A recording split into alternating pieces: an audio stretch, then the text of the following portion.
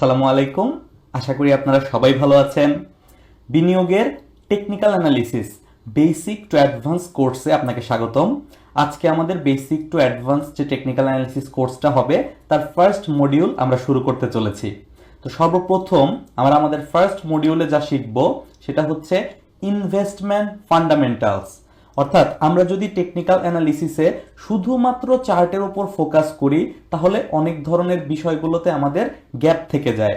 যেমন ধরুন, আমরা যদি শুধুমাত্র চার্টের উপর ফোকাস করি তাহলে আমাদের ক্লাসটা মূলত শুরু হবে ক্যান্ডেল থেকে, এবং ক্যান্ডেল থেকে পরবর্তীতে টেকনিক্যাল পার্টগুলো আস্তে আস্তে যোগ হতে থাকবে।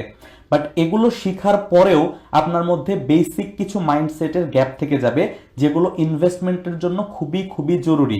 সো আমাদের এই কোর্সটা এমনভাবে ডিজাইন করা হয়েছে যে একদম ইনভেস্টমেন্টের ফান্ডামেন্টাল থেকে শুরু করে প্রত্যেকটা প্রশ্নের উত্তর যাতে আপনি পেতে পারেন, আপনাকে যেন দ্বিতীয়বার কারো শরণাপন্ন হতে না হয় একটা স্টক কেনা বেচার ক্ষেত্রে, সেই জিনিসটা মাথায় রেখে আমাদের কোর্সটা ডিজাইন করা।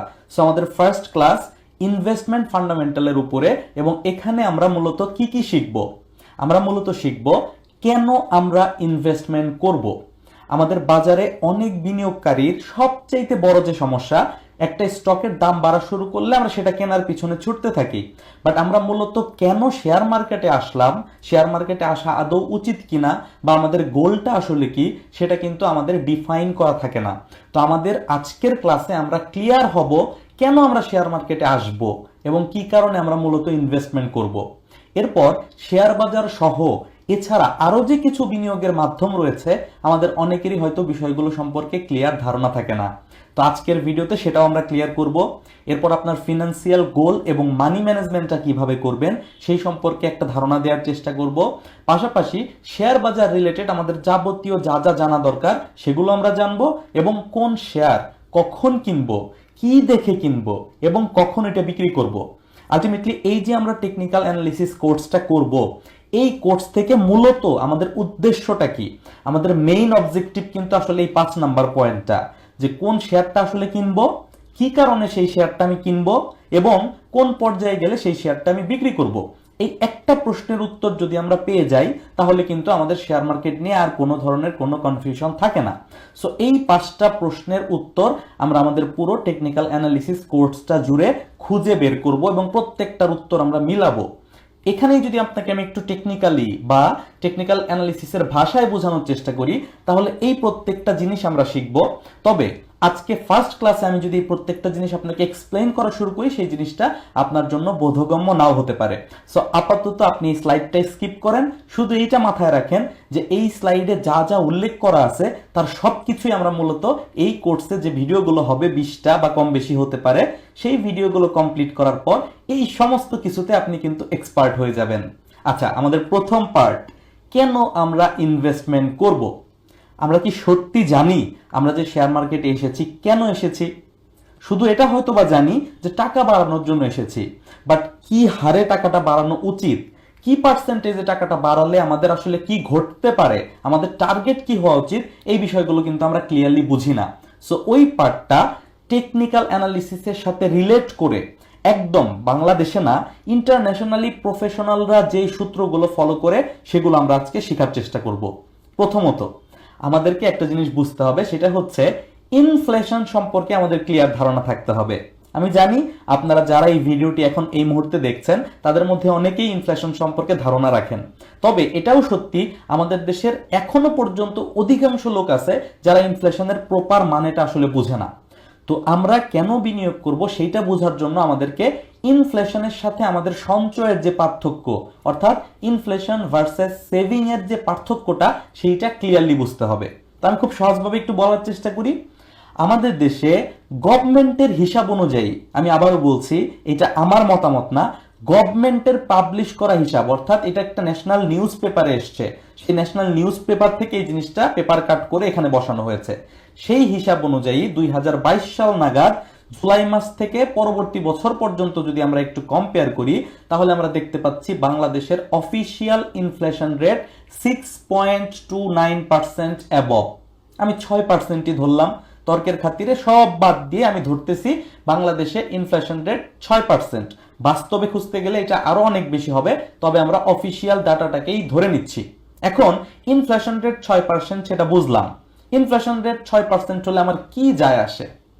এটা বুঝতে হলে আপনাকে বুঝতে হবে আজকে থেকে 10 বছর আগে আপনি আপনার এলাকায় 1% বা 1 কাঠা জমি যদি কিনতে যেতেন, সেই জমিটার দাম যদি ওই সময় থাকতো 5 লক্ষ টাকা, আজকে আপনি খোঁজ নিয়ে দেখেন ওই জমিটার দাম হয়তো বা 25 লক্ষ টাকা হয়ে গিয়েছে। এটা শুধুমাত্র একটা উদাহরণ ছিল। যে তেল আমরা এক সময় 70-80 টাকা লিটার কিনতাম, সেই তেলটা আমাদের এখন 200 টাকার উপরে লিটার কিনতে হয়। তাহলে এই যে বছরের পর বছরের ব্যবধানে এক একটা জিনিসের, এক একটা দ্রব্যমূল্যের বা প্রয়োজনীয় সামগ্রীর দাম যে বেড়ে যাচ্ছে, এই বছরের থেকে বছরে এই দাম বেড়ে যাওয়ার হারটা কত শতাংশ, এইটাকে মূলত বলা হয় ইনফ্লেশন রেট।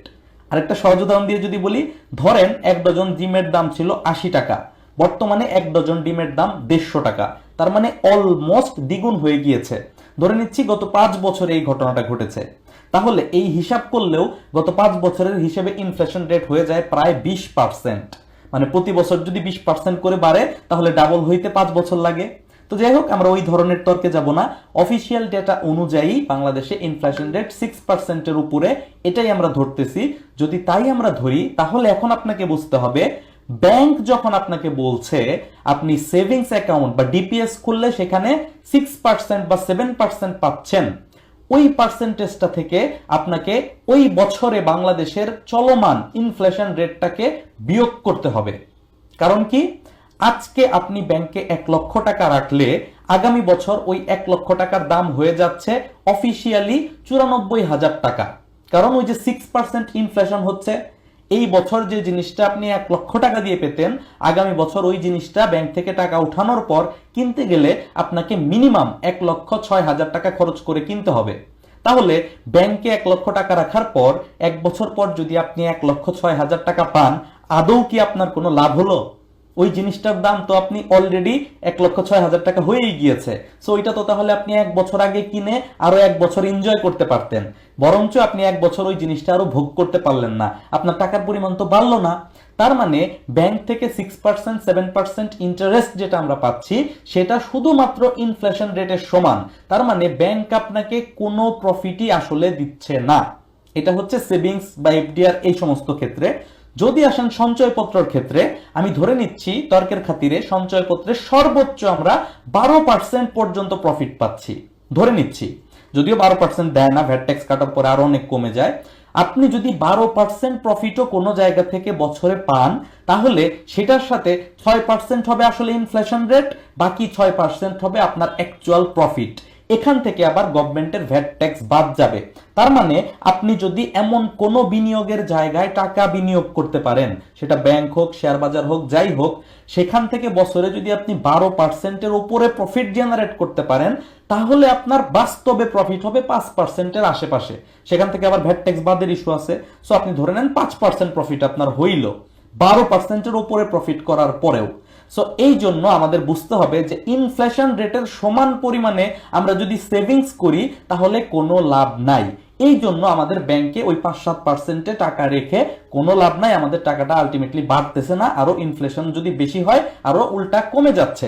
সো আমাদের ইনফ্লেশন বিট করার জন্য মূলত বিনিয়োগে যেতে হবে, টাকাটাকে ইনভেস্ট করতে হবে যাতে টাকাটার পরিমাণ বাড়ে। আসেন এইবার হচ্ছে টাকাটার পরিমাণ কি হারে বাড়া উচিত, আমাদেরকে এটা বুঝতে হবে, আমরা এটা না জেনেই করি। আপনি যদি গোল্ডেন রুল অফ 72 লিখে গুগলে সার্চ করেন, তাহলে আপনি দেখবেন এই ফর্মুলাটা আসবে, টি সমান সমান 72/r। টি মানে হচ্ছে টাইম অর্থাৎ সময়, সমান সমান 72/r মানে হচ্ছে রেট অফ ইন্টারেস্ট বা রেট অফ প্রফিট। আমরা আমাদের কোর্সে রেট অফ ইন্টারেস্ট বলবো না, কারণ আমাদের টার্গেট কোনো জায়গা থেকে ইন্টারেস্ট জেনারেট করা না, আমরা সুদকে এড়িয়ে চলার চেষ্টা করি, আমরা এখান থেকে প্রফিট বের করার চেষ্টা করব লিগ্যাল ওয়েতে।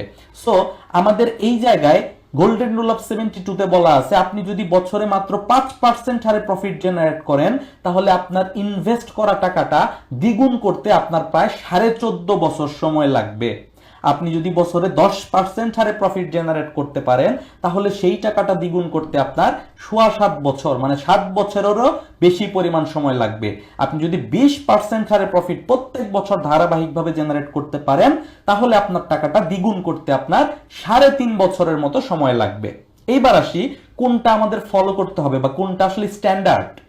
আপনি যদি আপনার টাকাকে 6 বছরের কম সময়ে দ্বিগুণ করতে পারেন তাহলে দ্যাট ইজ ওকে।